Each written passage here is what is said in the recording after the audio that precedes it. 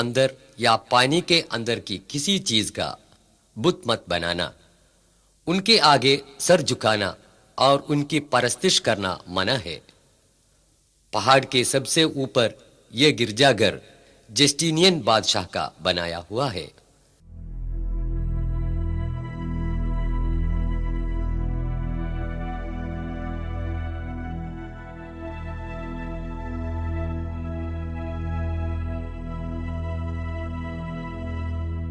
خلافت عثمانیہ میں تعمیر کردہ ایک چھوٹی سی مسجد۔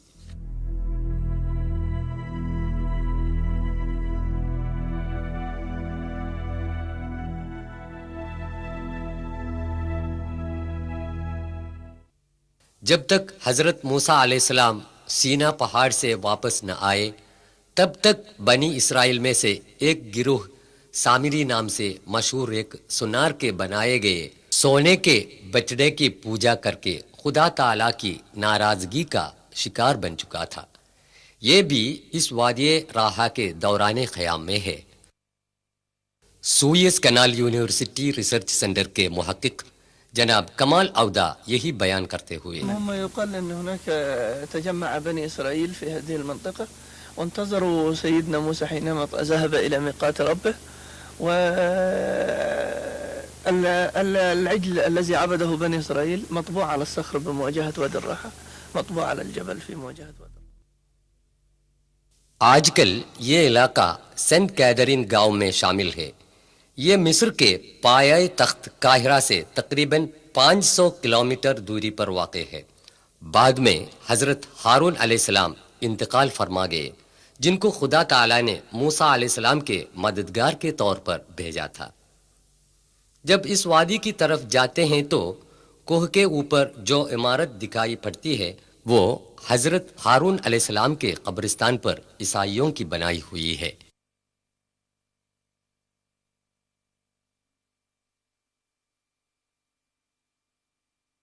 قارون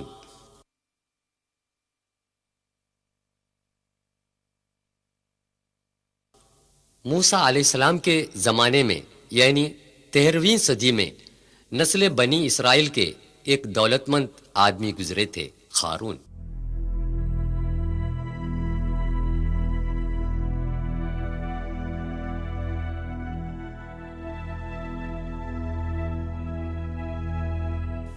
قاہرہ سے 150 کلومیٹر مغرب کی طرف ایک مندر ہے۔ اس مقام کا نام قصر قارون ہے۔ قرآن شریف کے سورہ 28 قصص آیت 74 میں یوں بتایا گیا ہے، إن قارون كان من قوم موسى فبغى عليهم وآتيناه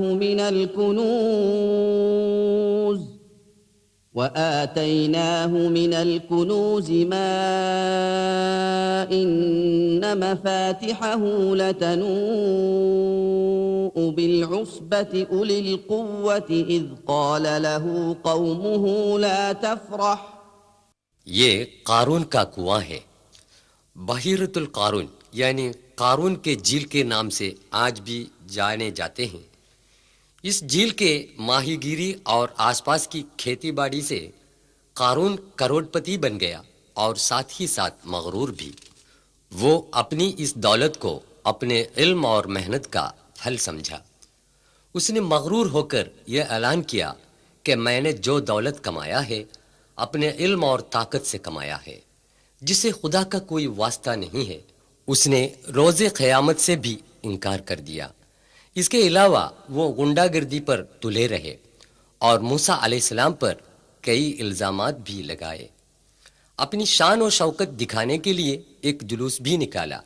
جو لوگ اس دنیا کو آزمائش کی جگہ بتاتے ہیں اور عارضی سمجھتے ہیں، ان کے لیے قارون کے اس بھڑک پن میں کوئی حسد یا شکایت پیدا نہیں ہوئی۔ لیکن جو لوگ ایمان کے کھرے نہیں تھے یعنی کمزور تھے، وہ کہنے لگے کہ کاش ہمیں بھی قارون کی جیسی دولت پاتی۔ لیکن جلد ہی قارون اور اس کے محل کو اللہ کے حکم سے زمین نگل گئی۔ زمین نگلنے والے قارون اور ان کے آدمیوں کو بچانے کے لیے کوئی نہیں آئے۔ غیر قانونی طور پر پیسہ کما کر لوگوں پر ظلم کرنے والوں کے لیے یہ ایک تاکید ہے۔ یاد رہے کہ اس وقت قارون کا جو انجام ہوا، اس طرح خدا تعالیٰ تم لوگوں کو بھی آسانی سے برباد کر سکتا ہے۔ اس کے علاوہ آخرت کی سزا بھی کتنی شدید ہوگی۔ اس لیے عاجز رہو اور نیک بنو اور خدا کا شکر ادا کرو۔ قصر بلقیس۔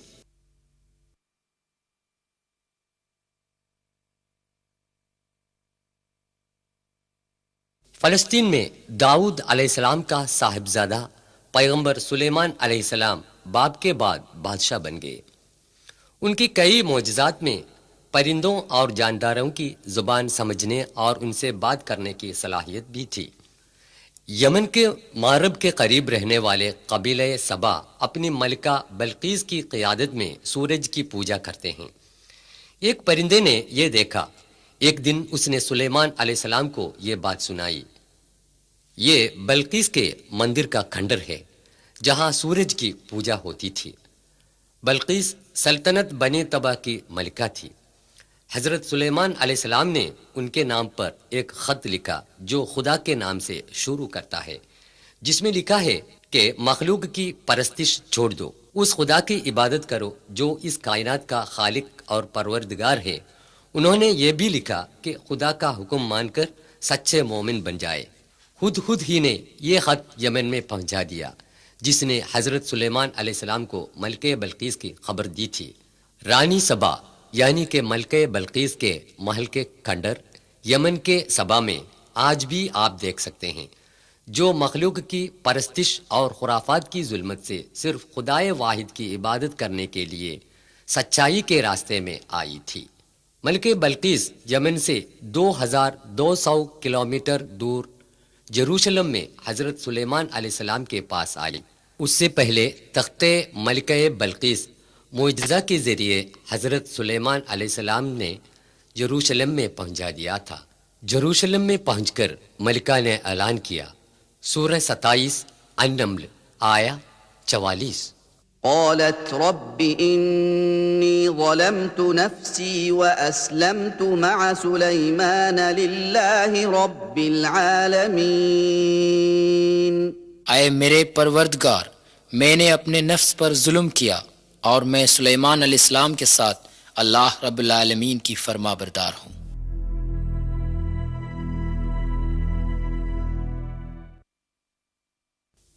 مسجد الاقصی۔ مکہ کی مسجد الحرام کو قبلہ بنانے سے پہلے دنیا کے مسلمان فلسطین کے مسجد الاقصی کی طرف رخ کر کے نماز پڑھا کرتے تھے۔ مسجد الاقصی یعنی بیت المقدس مسلمانوں کے لیے مسجد الحرام اور مسجد النبوی کے بعد سب سے مقدس مانی جاتی ہے۔ سفر اسراء میں حضرت صلی اللہ علیہ وسلم مسجد الاقصی تک تشریف لائے گئے۔ یہاں سے پھر سفر معراج ہوا۔ اسی جگہ پر حضرت عمر رضی اللہ عنہ نے ایک گنبد تعمیر کی۔ بعد میں اموی خلیفہ عبد الملک نے اس کو نئے سرے سے تعمیر کی۔ یہ گنبد قبۃ الصخرہ یعنی ڈوم آف دی راک کہا جاتا ہے۔ مسجد الاقصی حضرت سلیمان علیہ السلام کی تعمیر کردہ ہے۔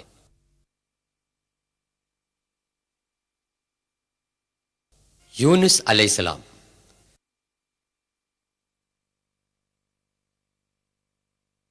شہر نینوا یعنی موصل عراق کے پائے تخت بغداد سے 400 کلومیٹر شمال پر واقع ہے۔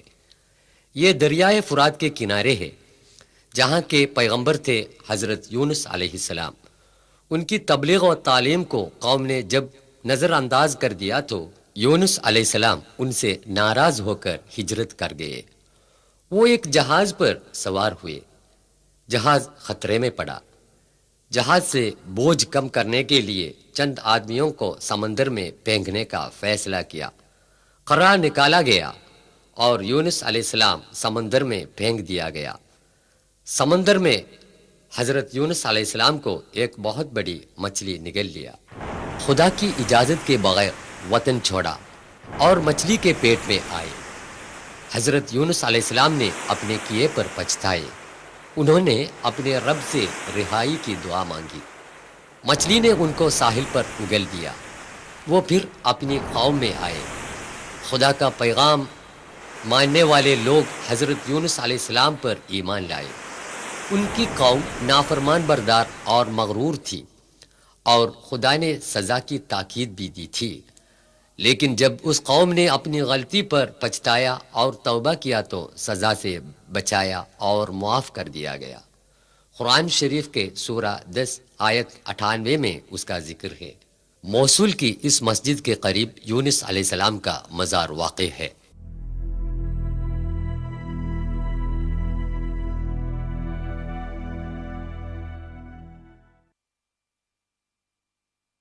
ذوالقرنین.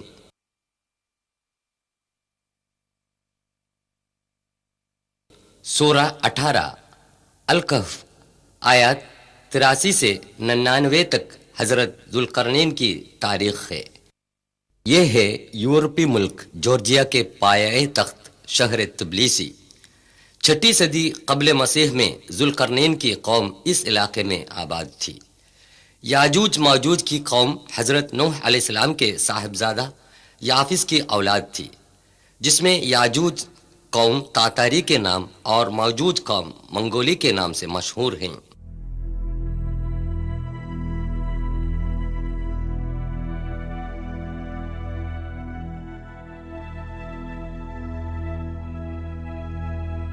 اب ہم شہر تبلیسی سے سفر کر رہے ہیں، داریال گھاٹی کے راستے سے کاکس پہاڑ کے دامن کی اور.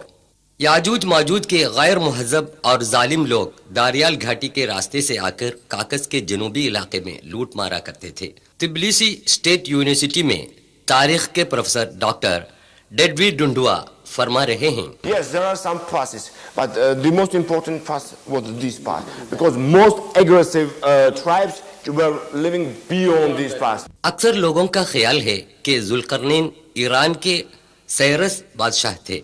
ان لوگوں کی لوٹ مار سے جورجیا کے باشندوں نے اپنے بادشاہ ذوالقرنین سے درخواست کی.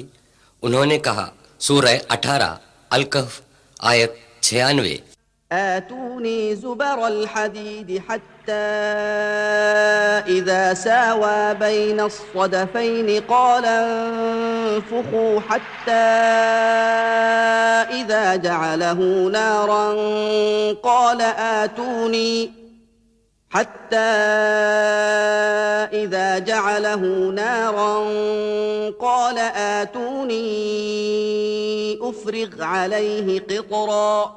میرے پاس لوہے کے ٹکڑے لاؤ، حتیٰ کہ جب درے کے اوپر کے کناروں تک پہنچ گئی اس نے حکم دیا کہ اس میں آگ لگا دو، یہاں تک کہ جب اس کو بالکل آگ کر دیا تو اس نے کہا، لاؤ میں اس پر پگھلا ہوا تانبا انڈیل دوں.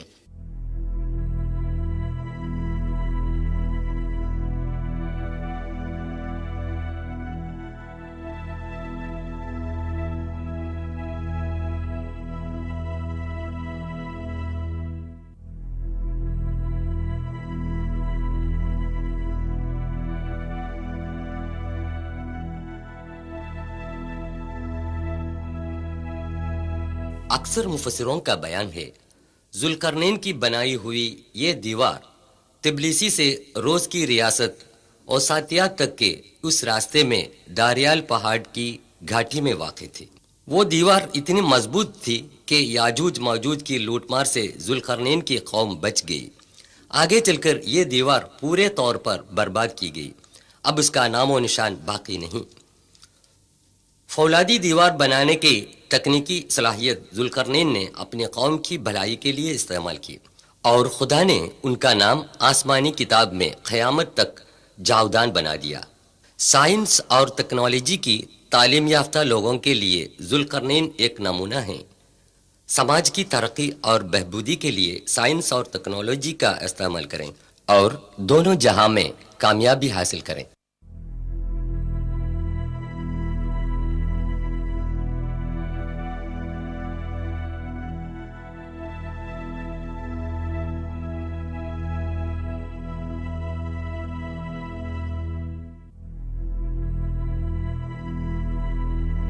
بعد کو داریال میں بنائی گئی ایک پتھر کی دیوار کی نشانی اب بھی دیکھی جا سکتی ہے۔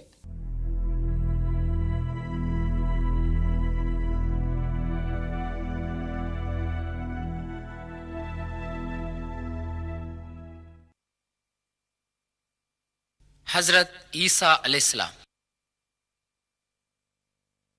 یہ ہے بیت لحم جو عیسیٰ علیہ السلام کے مقام پیدائش سے مشہور ہے۔ روز محشر میں خدا تعالی حضرت عیسیٰ علیہ السلام سے مخاطب ہو کر یوں کہے گا۔ قرآن یوں بیان کرتا ہے، سورہ 5 مائدہ آیت 116 کا خلاصہ مختصراً یوں ہے: صاحبزادے مریم، کیا تو نے یہ بتایا تھا کہ سوائے اللہ کے تجھے اور تیری والدے کو خدا بنائے؟ تب حضرت عیسیٰ علیہ السلام فرمائے گا، تو کتنا پاک ہے، میں وہ نہیں کہہ سکتا جسے کہنے کا مجھے حق نہیں ہے۔ اگر میں وہ کہا ہوتا تو بے شک تو جانتا، میرے دل میں جو ہے وہ تو جانتا ہے، تیرے دل میں کیا ہے میں نہیں جانتا، بے شک تو ہی غیب کا جاننے والا ہے۔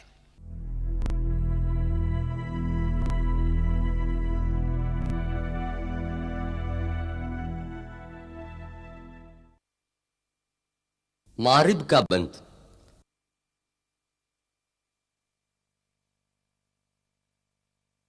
مارب یمن کی راجدھانی سنا سے 200 کلومیٹر کے فاصلے پر واقع ہے۔ یہاں کی ملکہ بلقیس قبیلے سبا کی تھی۔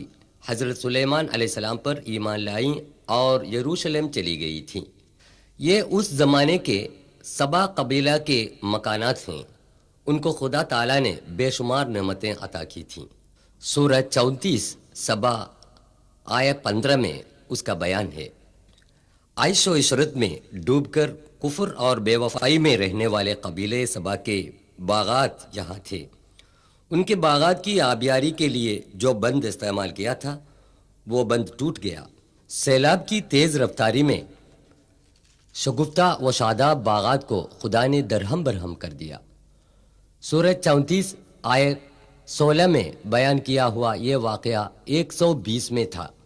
لقد كان لسبإ في مسكنهم آية جنتان عن يمين وشمال كلوا من رزق ربكم واشكروا له بلدة طيبة ورب غفور فأعرضوا فأرسلنا عليهم یہ اس ٹوٹے پھوٹے بند کا کھنڈر ہے۔ فأعرضوا فأرسلنا عليهم سيل العرم وبدلناهم بجنتيهم جنتين ذواتي أكل خمط وأثل وبدلناهم بجنتيهم جنتين ذواتي أكل خمط وأثل وشيء من سدر قليل۔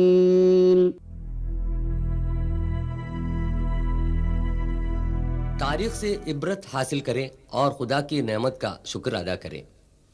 متحدہ عرب امارات شیخ سعید نے حال ہی میں سبا کی اس بند کو نئے سرے سے تعمیر کیا۔ یہ بند ٹوٹے ہوئے پرانے بند کے نزدیک واقع ہے۔ اہل الکہف۔ اب ہم جا رہے ہیں اس غار کی طرف جس کا ذکر قرآن کی سورہ الکہف آیہ 9 سے 26 تک تفصیل سے بیان کیا گیا ہے۔ ٹراجن 98 سے 117 عیسوی تک سلطنت روم کا عیسائی بادشاہ تھا۔ اس نے اپنی قوم کو بت پرستی پر مجبور کر دیا۔ جن لوگوں نے انکار کر دیا انہیں قتل کرنے کا حکم جاری کیا، لیکن 6 نوجوانوں نے اعلان کیا کہ ہم صرف خدائے واحد کی عبادت کریں گے جس کا کوئی شریک نہیں۔ یشو کی مورت یا کسی اور بتوں کی پوجا کرنے سے بھی انہوں نے انکار کیا۔ ٹراجن دقیانوس بادشاہ کے ظلم و ستم سے بچ کر یہ 6 نوجوان وہاں سے ہجرت کر گئے۔ راستے میں ایک نوجوان چرواہے نے اسلام قبول کر کے ان لوگوں میں شامل ہو گیا۔ چرواہے کے کتے کو ساتھ لے کر ساتوں نوجوان جوردان کے پائے تخت عمان کے قریبی علاقے رقیم کے ایک پہاڑ کے دامن میں ایک کوہ میں پناہ لی، اور انہوں نے خدا سے دعا کی، اے پروردگار، تیری رحمت ہم پر عطا فرما اور ہماری بگڑی بات کو بنا کر ہماری مشکلیں آسان فرما۔ خدا نے انہیں نڈر بنا دیا اور گہری نیند سلایا۔ 300 سال کی مسلسل نیند سے یہ نوجوان بیدار ہو گئے تو انہیں ایسا محسوس ہوا کہ ہم چند گھنٹوں کے لیے سو گئے تھے۔ اس غلط فہمی میں ان میں سے ایک کو کھانا لانے کے لیے بازار میں بھیج دیا۔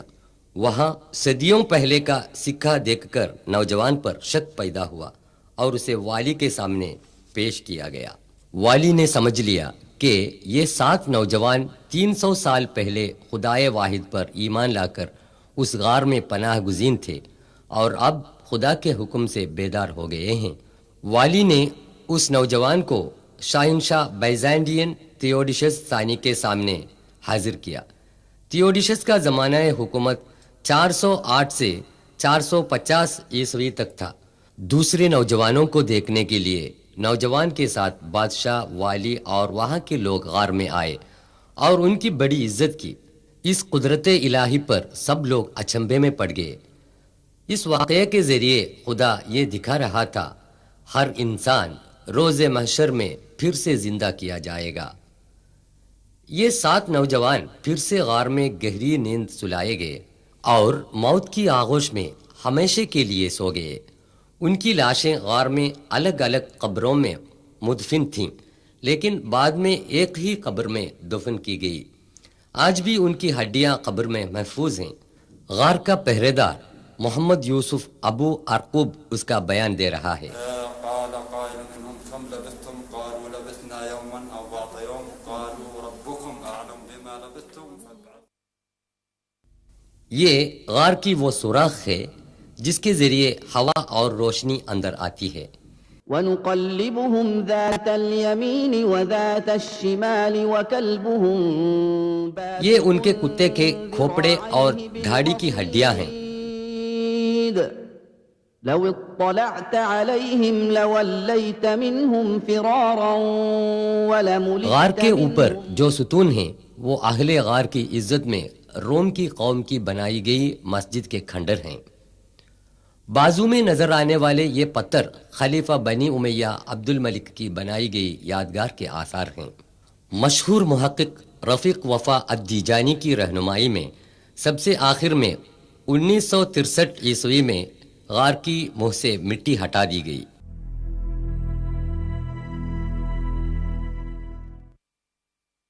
ابرہت۔ بسم اللہ الرحمن الرحیم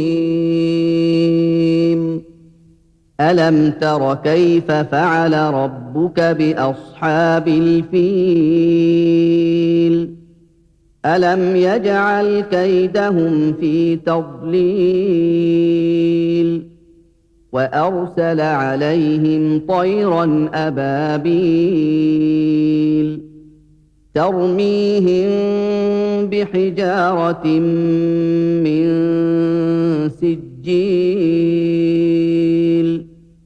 فجعلهم كعصف مأكول۔ سنہ 571 عیسوی میں حضور اکرم صلی اللہ علیہ وسلم کی پیدائش کے چند دن پہلے کا واقعہ ہے۔ ابرہت یمن کا بادشاہ تھا جو شاہنشاہ نجاشی کے ماتحت حکومت کرتا تھا۔ ابرہت نے یمن میں اولڈ سنا مارکیٹ کے قریب غرقد القلیس میں کعبہ شریف کے خلاف ایک عبادت گاہ بنائی۔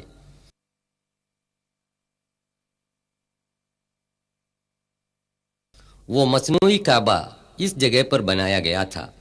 ابرہت مکے سے لوگوں کی توجہ ہٹانے کی کوشش میں ناکام ہو گیا اور خانہ خدا کعبہ شریف کو مسمار کرنے کے لیے ہاتھیوں کی فوج لے کر مکہ روانہ ہوا، لیکن خدا تعالی نے مسلمانوں کی اس روحانی مرکز کی حفاظت کی۔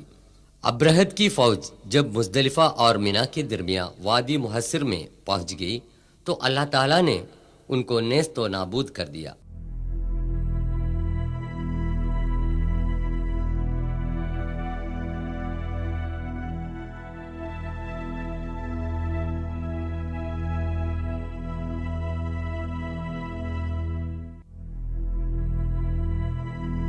یہ وہ جگہ دکھائی دے رہی ہے۔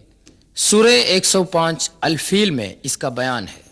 کیا تو نے دیکھا نہیں کہ ہاتھی والوں کے ساتھ تیرے رب نے کیا سلوک کیا؟ خدا نے ان کی تدبیروں کو ناکام کر دیا، ان پر ابابیل پرندے بھیجے گئے جو ان پر پتھر کی کنکریاں پھینکتے تھے، پھر ان کو کھایا ہوا بھس کی طرح کر ڈالا۔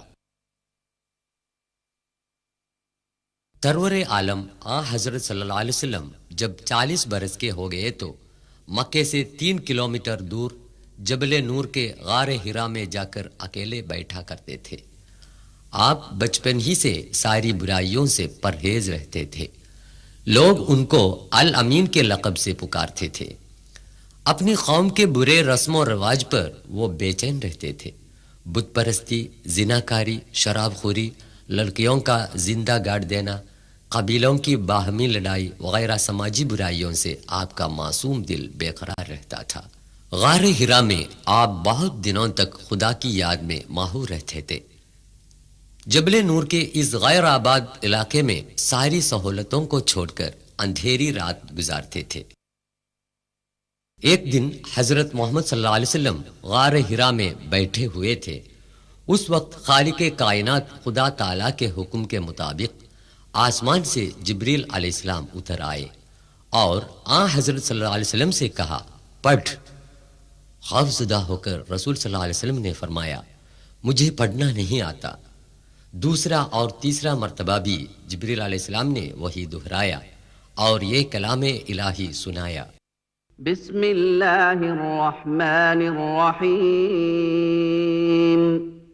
اقرأ باسم ربک الذی خلق خلق الانسان من علق اقرأ وربک الاکرم الذي علم بالقلم علم الانسان ما لم يعلم۔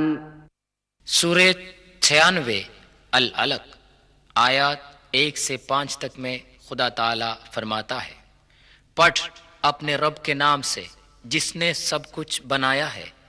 انسان کو خدا نے جمے ہوئے لہو سے پیدا کیا۔ اپنے رب کا نام پڑھا کر تیرا پروردگار بڑا عزت والا ہے، جس نے قلم کے ذریعے علم سکھایا، اس کو سکھایا جو وہ نہ جانتا تھا۔ اس کے بعد جبریل علیہ السلام غائب ہو گئے۔ یہاں پر اس قرآن کریم کی ابتدا ہوئی جو سنہ عیسوی 610 سے قیامت تک آنے والے سارے انسانوں کے لیے چشمہ ہدایت ہے۔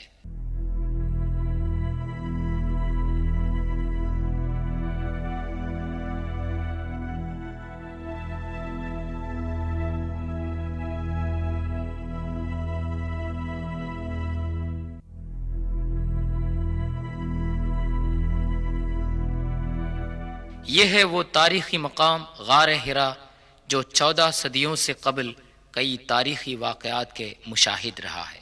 غار ہرا بعد میں جبل نور یعنی نور کا پہاڑ کے نام سے مشہور ہوا۔ غار ہرا سے لے کر 23 سال کی زندگی میں مختلف مواقع پر نازل شدہ کلام الہی کا مجموعہ ہے قرآن شریف۔ سرکار دو عالم صلی اللہ علیہ وسلم کی 13 سال کی مکی زندگی ناقابل برداشت تھی۔ جب رسول اللہ صلی اللہ علیہ وسلم بت پرستی کی مخالفت کرنے لگے اور خدائے واحد کی تعلیم دینے لگے تو ظلم و ستم کے شکار ہو گئے۔ مکے کی زندگی ناگوار ہو گئی تھی۔ دشمنوں کی مخالفت بڑھنے لگی، ساتھ ساتھ مسلمانوں کی تعداد بڑھنے لگی۔ رسول اکرم صلی اللہ علیہ وسلم نے اپنے ساتھیوں کو مدینے کی طرف کوچ کرنے کا حکم دیا، جو مکے سے 400 کلومیٹر کے فاصلے پر واقع ہے۔ 53 سال کی عمر میں حضرت صلی اللہ علیہ وسلم دشمن سے بچ کر اپنے گھر سے نکلے، اپنے جگری دوست ابو بکر صدیق رضی اللہ عنہ کے ساتھ غار ثور کی طرف تشریف لے گئے۔ جو ابھی آپ دیکھ رہے ہیں یہ وہ غار ثور ہے جہاں حضور اکرم صلی اللہ علیہ وسلم اور ابو بکر صدیق رضی اللہ عنہ دشمنوں سے بچ کر 3 دن تک پناہ گزین رہے۔ دشمن رسول صلی اللہ علیہ وسلم کی تلاش میں غار کے سامنے پہنچ گئے۔ خوف زدہ ابو بکر رضی اللہ عنہ سے حضرت صلی اللہ علیہ وسلم نے سرگوشی میں فرمایا، غم نہ کر، خدا ہمارے ساتھ ہے۔ إلا تنصروه فقد نصره الله إذ أخرجه الذين كفروا ثاني اثنين إذ هما في الغار إذ يقول لصاحبه لا تحزن إن اس غار ثور کا اندرونی حصہ جس نے اشرف الخلق رسول صلی اللہ علیہ وسلم کو پناہ دیا تھا، سورہ 9 توبہ آیت 40 میں اس واقعے کا بیان کیا ہے۔ دشمنوں کے چلے جانے کے بعد حضرت صلی اللہ علیہ وسلم اور حضرت ابو بکر رضی اللہ عنہ ایک رہنما کے ساتھ اونٹ پر سوار ہو کر مدینے کی طرف روانہ ہو گئے۔ جبل ثور سے جبل حرا کا منظر۔ جب حضرت صلی اللہ علیہ وسلم مدینے سے 3 کلومیٹر فاصلے پر قباء پہنچے تو حضور صلی اللہ علیہ وسلم کا اونٹ گھٹنے کے بل کھڑے ہو گیا۔ خدا کے حکم کے مطابق رسول صلی اللہ علیہ وسلم کی نگرانی میں 4 دن میں مسجد قباء بنائی گئی۔ بعد میں سعودی حکومت نے اسے نئے سرے سے تعمیر کی۔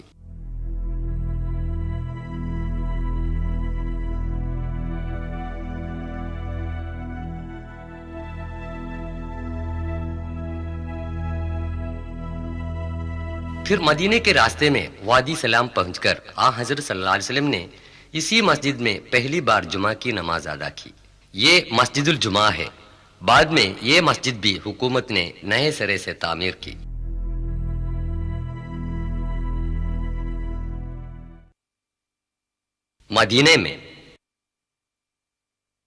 مدینے پہنچ کر سرکار دو عالم صلی اللہ علیہ وسلم اور حضرت ابو بکر رضی اللہ عنہ نے جو کام سب سے پہلے کیا تھا وہ ایک مسجد کی تعمیر تھا۔ پھر یہ چھوٹی مسجد عالی شان بنا دی گئی۔ یہ مسجد النبوی آج اتنی وسیع اور کشادہ ہے کہ لاکھوں آدمی ایک ساتھ نماز پڑھ سکتے ہیں۔ مسجد مسلمانوں کا ثقافتی مرکز ہے۔ سرکار دو عالم صلی اللہ علیہ وسلم کے لیے درسگاہ، عدالت، دفتر، پارلیمنٹ سب کچھ یہی مسجد تھی۔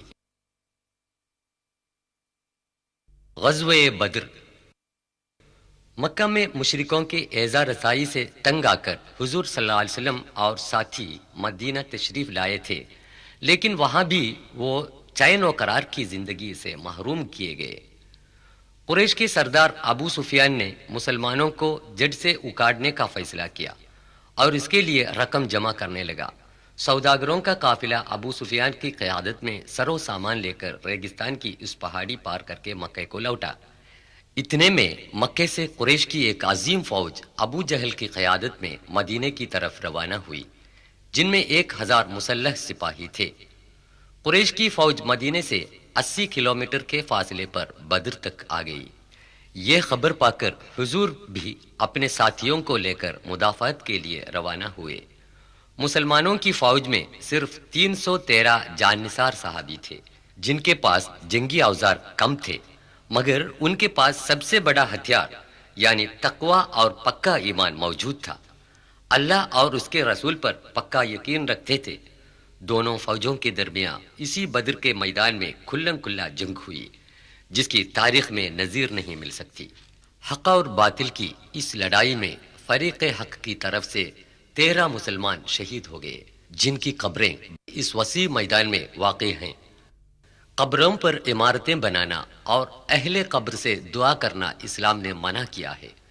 شہدائے بدر کے نام بتا رہے ہیں بدر کا پہرے دار سید حسین فراج، صفوان بن وهب، حارث بن صاغة، مبشر بن عبد المنذر، ذو الشمالين بن عبد عمرو، مهج بن صالح، عاقل بن البكير، رافع بن المعلى، عمير بن الحمام، يزيد بن الحارث، عتبہ، شیبہ، ابو جہل وغیروں کی قیادت میں قریش کی فوج نے یہیں پڑاؤ ڈالا تھا۔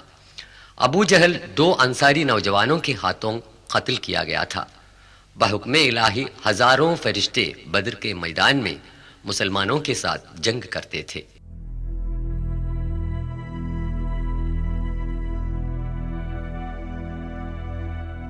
حضور اکرم صلی اللہ علیہ وسلم کی سرداری میں مسلمانوں کی فوج نے یہیں خیمہ ڈالا تھا۔ مسلمانوں کے لیے جنگی ساز و سامان کی قلت تھی، اس کے باوجود قریش کی فوج میدان جنگ چھوڑ کر بھاگنے پر مجبور ہو گئی اور مسلمان فوج خدا کی مدد سے اس لڑائی میں غالب آ گئی۔ جہاں پیغمبر حضرت محمد صلی اللہ علیہ وسلم کا خیمہ ڈالا گیا تھا، وہاں آج ایک مسجد بنی ہوئی ہے اور وہ ہے مسجد حارث۔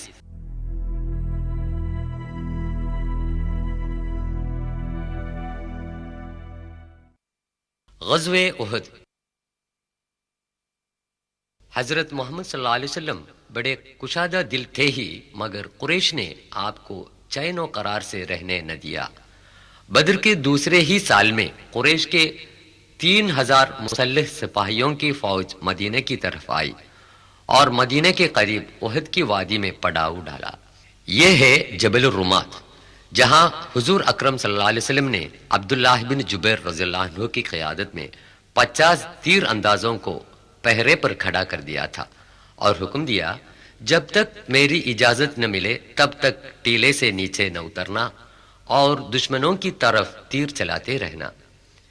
شہر مدینہ کے قریب جبل الرمات کی اسی وادی میں 700 مسلمان اور 3000 کفار کے درمیان گھماسان جنگ ہوئی تھی۔ خدا پرست اور جان نثار مسلمانوں کے سامنے کفار کے پاؤں اکھڑ گئے۔ قریش کی فوج کے علمبردار اور سرداروں کے مارے جانے پر وہ پیچھے ہٹنے لگے۔ مسلمان سپاہی مال غنیمت جمع کرنے میں مصروف ہوئے۔ یہ دیکھ کر تیر انداز سپاہی جبل الرمات سے نیچے آئے اور غنیمت جمع کرنے میں شامل ہو گئے۔ اب پہاڑی پر صرف 10 آدمی باقی رہ گئے تھے۔ خالد بن ولید جو قریش کے گھڑ سواروں کا سردار تھا، موقع پا کر اپنے ساتھیوں کے ساتھ پہاڑ پر چڑھ گیا اور رہے سہے مسلمانوں پر وار کرنے لگے۔ اس ناگہاں حملے پر مسلمان فوج درہم برہم ہو گئی اور وہ آپس میں لڑنے لگے اور بہت سے مسلمان شہید ہو گئے۔ تھوڑی ہی دیر میں مسلمانوں نے پھر سے ہمت سنبھالی اور دشمنوں پر زور سے حملہ کرنے لگے تو دشمن میدان جنگ سے فرار ہو گئے۔ احد کے اس احاطے میں تقریباً 7 شہداء کی قبریں موجود ہیں۔ ان قبروں پر پتھر کے نشان تک موجود نہیں۔ بیچ میں سید الشہداء حضرت حمزہ بن عبد المطلب کی قبر ہے۔ غزوہ احد یہ سبق دیتا ہے کہ دین کی خاطر کام کرنے والوں کو کامیابی حاصل ہوتی ہے، جبکہ دین پر دنیا کو ترجیح دینے والوں کو ناکامی حاصل ہوتی ہے۔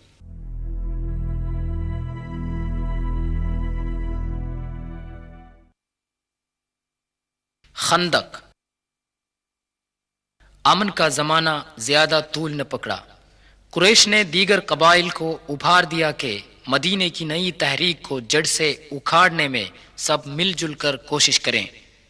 مدینے کے باہر مسلمانوں کے جتنے دشمن قبیلے تھے، وہ سب کے سب مل کر کل 10,000 کی مسلح فوج مدینے کی طرف روانہ ہوئی، جن میں 2500 اونٹ اور گھڑ سوار بھی شامل تھے۔ حضور نے اپنے ساتھیوں سے مشورہ کیا۔ حضرت سلمان فارسی نے جنگی تدبیر پیش کی کہ مدینے کی چاروں طرف خندق کھدوا کر دشمنوں کو مدافعت کرے۔ حضور اکرم نے یہ تجویز منظور فرمائی۔ 1 ہفتے کی لگاتار محنت سے 9000 گز طول میں ایک خندق تیار ہو گئی، جس کی چوڑائی اتنی تھی کہ گھڑ سوار اس کو پار نہ کر سکتا تھا۔ قحط کا زمانہ تھا کہ حضور اور ساتھی بھوک کے مارے بڑی تکلیف میں تھے، یہاں تک کہ پتھر پیٹ میں باندھ کر بھی کھدوائی کرتے تھے۔ کفار کی فوج مدینے کے پاس آ گئی تو خندق دیکھ کر حیرت میں پڑ گئی۔ چند دنوں تک فریقوں کے درمیان تیر بازی کا مقابلہ ہوا۔ مدینے کے اندر یہودیوں کا جو قبیلہ تھا وہ بھی دشمنوں کے ساتھ ہو لیا تو مسلمانوں کو بڑی دقت پیش آئی۔ غزوہ خندق میں حضور کا خیمہ اس جگہ پر تھا جہاں آج مسجد الفتح واقع ہے۔ یہی حالت کئی دنوں تک ہوتی رہی۔ آخر رات کو سخت آندھی اور موسلے دار بارش ہونے لگی۔ آندھی میں دشمنوں کے خیمے اڑ گئے۔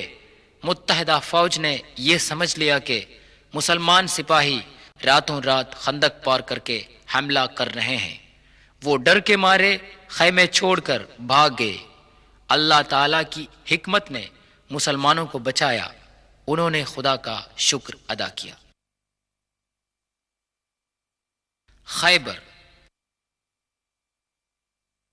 صلح حدیبیہ کے بعد مدینے میں امن و امان قائم ہوا، مگر خندق کے تجربے سے مسلمان یہ سمجھ سکے کہ مدینے کے اندر جب تک دھوکے باز یہودی قبائل موجود رہیں گے تب تک چین و امن قائم نہ رہے گا۔ حضور صلی اللہ علیہ وسلم کی قیادت میں مسلمانوں کی فوج خیبر کی طرف روانہ ہوئی، جس میں 100 گھڑ سوار اور 160 مسلح سپاہی تھے۔ یہ خیبر کے یہودیوں کا قلعہ مرحب ہے۔ مسلمانوں نے بہت دنوں تک قلعے کو گھیر لیا، آخر تنگ آ کر یہودی قلعے سے باہر آئے اور ہار مان لی۔ یہ 6 منزلہ قلعہ 1500 سال کے بعد بھی تاریخ اسلام کا چشمدید گواہ ہے۔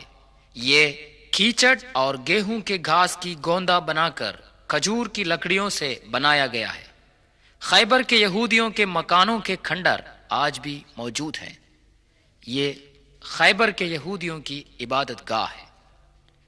کفار کا نیست و نابود کرنا حضرت صلی اللہ علیہ وسلم کا اصول نہیں تھا، بلکہ ان مغلوب یہودیوں کے ساتھ بھی مروت کا سلوک کیا۔ ترمیم شدہ تورات کے نسخے انہیں واپس کر دیے جو مسلمان سپاہیوں نے ان سے ضبط کر لیے تھے۔ کھیتی باڑی کی زمین واپس کرنے کی فرمائش کو بھی رسول صلی اللہ علیہ وسلم نے منظور فرمایا۔ یہودیوں سے صلح کرنے کے بعد ہی مسلمان خیبر سے واپس آئے۔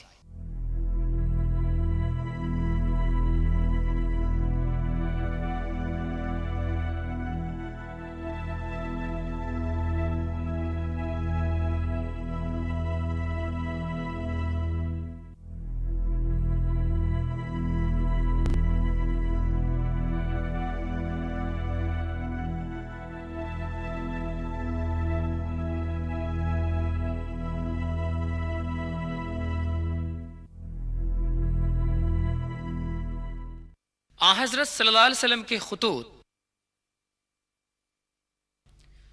حضرت محمد صلی اللہ علیہ وسلم ساری دنیا کے لیے پیغمبر بنا کے بھیجے گئے ہیں۔ یہ اس خط کی کاپی ہے جو حضرت نے شہنشاہ مصر مقوقس کو اسلام کی دعوت دیتے ہوئے لکھا تھا۔ اگرچہ اس کی کتابت حضور اکرم صلی اللہ علیہ وسلم کی نہیں ہے، لیکن اس پر آپ کی انگوٹی کا مہر محمد الرسول اللہ نظر آ سکتا ہے۔ معطا۔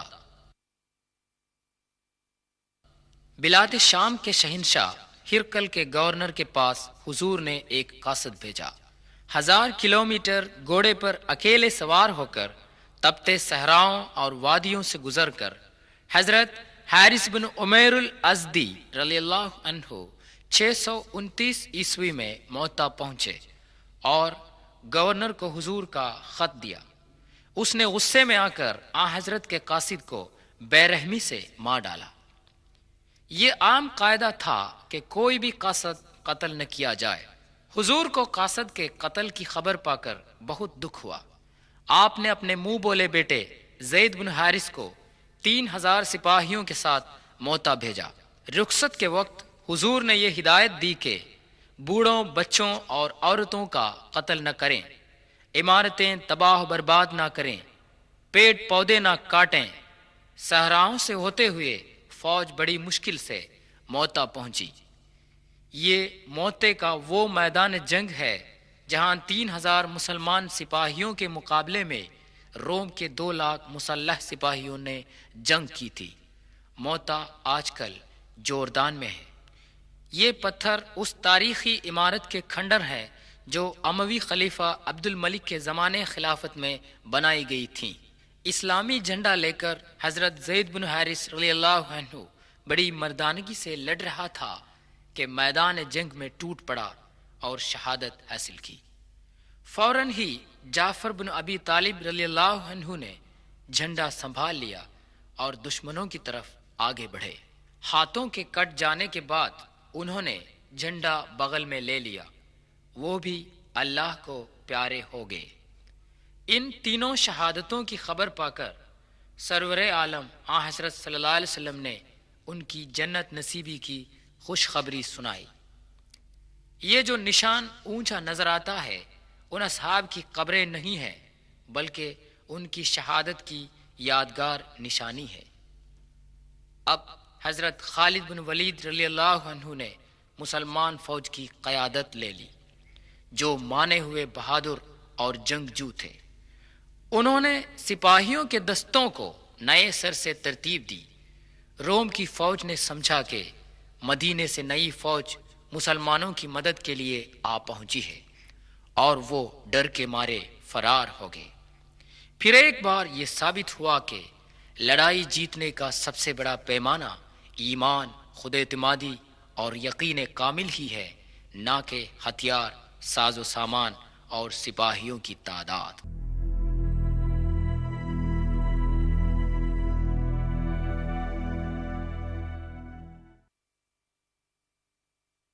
فتح مکہ۔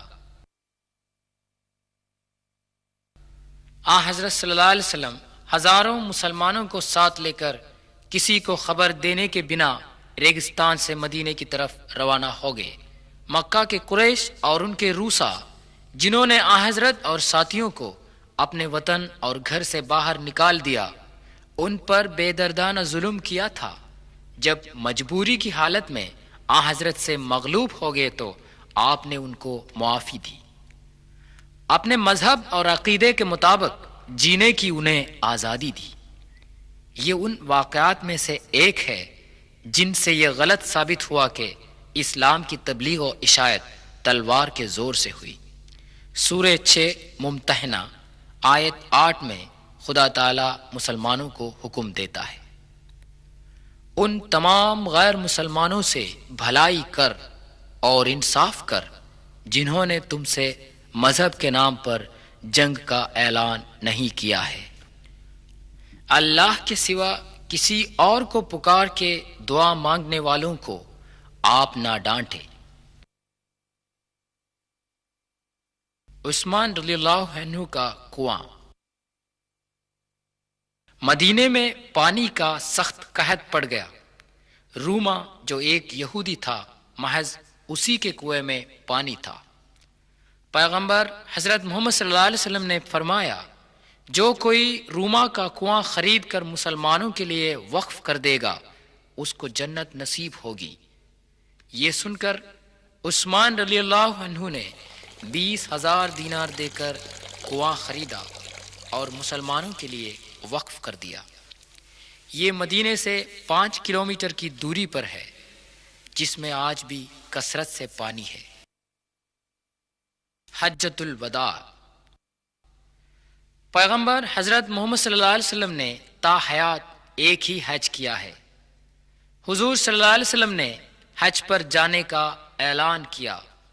ملک عرب کے کونے کونے میں یہ اعلان گونج اٹھا۔ دیہات، شہر، وادیاں اور ریگستان کے لوگوں نے اس کا خیر مقدم کیا۔ لوگ مدینے کی طرف بہنے لگے۔ اپنی موت سے تقریباً 3 مہینے پہلے 633 عیسوی میں 1 لاکھ صحابہ کے ساتھ مکے کی طرف روانہ ہو گئے۔ مینا میں حضرت صلی اللہ علیہ وسلم نے اس جگہ پر خیمہ ڈالا تھا جہاں آج مسجد الخیف واقع ہے۔ یہ عرفے کی وہ مسجد ہے جس کو مسجد النمرہ کہتے ہیں۔ حضرت صلی اللہ علیہ وسلم نے 9 ذی الحج کو عرفے سے تاریخی خطبہ فرمایا تھا، اے لوگو میری باتوں کو غور سے سنو، یہ ہمیں معلوم نہیں کہ اس جگہ پر پھر کبھی ہم جمع ہو جائیں۔ اے لوگو آپ کی جان اور مال قیامت کے دن تک پاک رہے گا۔ آپ لوگوں کو عورتوں کا حق ادا کرنا چاہیے اور عورتیں آپ کا حق ادا کریں۔ پہننے کے لیے لباس اور ان کے لیے روٹی مہیا کریں، ان سے رحم دلی سے پیش آئے۔ وہ آپ کے رفیق حیات اور آپ ان کے سہارے ہیں۔ کلام الہی کے نام سے ان کو آپ کے لیے زوج کے طور پر جائز کیا گیا ہے۔ اے لوگو، میری باتوں پر غور فرمائے۔ میں آپ لوگوں میں ایک بہت بڑی بات کو چھوڑ کر جاتا ہوں۔ جب تک آپ لوگ اس پر عمل کریں گے گمراہ نہیں ہو جائیں گے۔ یہ ہے خدا کا کلام اور اس کے رسول کی سنت۔ میرے مالک، میرے آقا، تو نے مجھ پر جو ذمہ داری سونپی تھی میں نے وہ پہنچا دیا ہے نا؟ تمام لوگ ایک ہی آواز میں بول اٹھے، یا رسول اللہ، ہم گواہ ہیں۔ حضور اکرم صلی اللہ علیہ وسلم نے اپنی انگلی سے آسمان کی طرف اشارہ کر کے کہا، اے خدا، تو ہی گواہ ہے۔ دنیا کے تمام ممالک کے مسلمان رنگ و نسل، زبان اور مال دولت کے امتیازات کو چھوڑ چھاڑ کر عرفہ کے دن یہیں جمع رہتے ہیں۔ یہ اجتماع عاقبت کے دن محشر میں تمام انسانوں کے جمع ہونے کی یاد دلاتا ہے۔ یہ ہے مزدلفے کی مسجد۔ بقیع الغرقد۔ حضرت صلی اللہ علیہ وسلم کے زمانے سے لے کر آج تک مدینے کا عام قبرستان ہے بقیع الغرقد، یعنی جنت البقیع۔ یہاں پر حضور صلی اللہ علیہ وسلم کی ازواج مطہرات، صاحبزادے حضرت عثمان بن عفان رضی اللہ عنہ اور دیگر بزرگوار حضرات و خواتین مدفون ہیں۔ حضرت صلی اللہ علیہ وسلم کی وفات 8 جون 632 عیسوی۔ یہ وہ دن ہے کہ آخری پیغمبر رحمت للعالمین حضرت محمد صلی اللہ علیہ وسلم نے سلسلہ رسالت کو ختم کر کے اس دنیا کو خیر باد کہا۔ آپ کی وفات حضرت عائشہ صدیقہ کے گھر میں ہوئی اور وہیں دفن کیے گئے۔ مدینے میں مسجد النبوی سے لگی ہوئی اس عمارت کے اندر حضرت صلی اللہ علیہ وسلم کا مزار شریف ہے۔ حضرت ابوبکر صدیق اور حضرت عمر بن خطاب رضی اللہ عنہ کی قبریں بھی حضور کے پاس واقع ہیں۔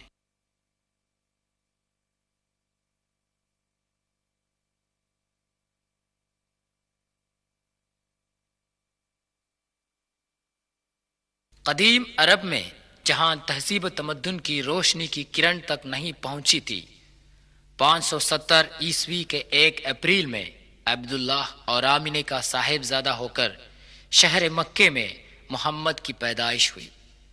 بچپن ہی میں یتیمی کی محرومی کا احساس ہوا۔ مکتبوں، کالجوں اور یونیورسٹیوں میں تعلیم حاصل کرنے کا موقع میسر نہ ہوا، یہاں تک کہ پڑھنا لکھنا سیکھنے کا موقع بھی نہ ملا تھا۔ ایسے ماحول میں پلے بڑھے محمد کو دشمن بھی الامین مانتے تھے۔ انہوں نے اپنی 40 برس کی عمر تک لوگوں کو کوئی عجیب بات نہ سنائی۔ 40 سال کے بعد انہوں نے جو باتیں سنائیں وہ خدا کی بتائی ہوئی تھی۔ ابھی تک ہم دیکھ رہے تھے اس کی سنائی ہوئی تاریخی معتبری کی شہادتیں۔ قرآن مجید وہ کلام ہے جو گھر کی رسوئی سے لے کر بین الاقوامی سطح تک انسانی زندگی کی تمام سطحوں کی رہنمائی کرتا ہے۔ توجہ فرمائے، خدا جل جلالہ واحد اور تمام دنیا کا رکھوالا ہے۔ یہوہ، اللہ، پرمیشور، مختلف ناموں میں مشہور یہ وہی خدا ہے۔ اسی خدا کی عبادت کر، بغیر کسی وسیلے کے خدا سے دعا کر۔ وہ مخلوق نہیں ہے، تمام مخلوقات کا خالق ہے۔ اسی حقیقت کو ہزاروں سالوں سے آدم سے لے کر یشوع، موسیٰ اور محمد تک سارے پیغمبران اعلان کرتے آئے ہیں۔ عارضی لذت کے شیدائی انسانوں کے لیے خدا کے پیغمبر تاکید دیتے ہیں، احتیاط رکھ کہ موت کے بعد ایک زندگی ہے، قیامت کے بعد تو پھر سے زندہ کیا جائے گا اور تیرے اعمال کا حساب لیا جائے گا۔ بھلائی کے بدلے میں جنت اور برائی کے بدلے میں جہنم ہمارا انتظار کر رہے ہیں۔ یہ حقیقت ہے پڑھ، قرآن شریف تمام الہامی کتابوں کی اتمام و تکمیل ہے، جو حضرت محمد صلی اللہ علیہ وسلم کے لیے نازل ہوا اور رہتی دنیا تک اس میں کوئی تبدیل و تفریق نہیں ہو سکتی۔ یہی ایک ذریعہ ہے جس سے اس دنیا میں امن و امان اور آخرت میں جنت جاوداں حاصل ہو سکتی ہے۔ اے پروردگار عالم، دونوں جہاں میں ہمیں کامیابی و کامرانی کی توفیق عطا فرمائے، آمین۔